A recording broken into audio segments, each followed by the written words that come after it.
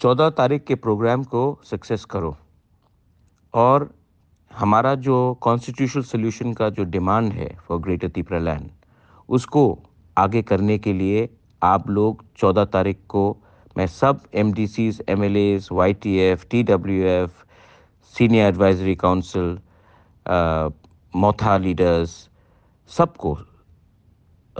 CWC leaders, सबको मैं appeal करता हूं कि आप लोग इमीडिएटली एक मीटिंग को बुलाइए और 14 तारीख के प्रोग्राम में मिनिमम 30,000 लोगों का गैदरिंग होना चाहिए। हम लोग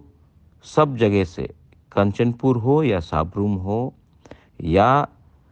आपका रायमा वैली हो, सब लोगों को हम लोग लाएंगे, अपने एरिया में लाएंगे और आप लोग अगरतला से भी आइए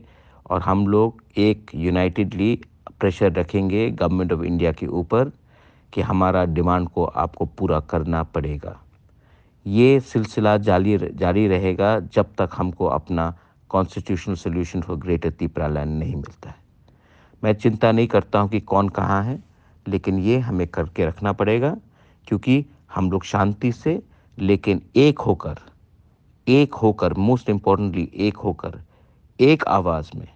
हम लोग अपना डिमांड को दिल्ली के सामने रखेंगे और अचीव करेंगे। This is Bobagra messaging all MLAs, all MDCs, all leaders of Tipra Motha, zonal chairmen, CWC members, warriors, YTF, Buri Badal, CAC, everyone. Belaino Hambai.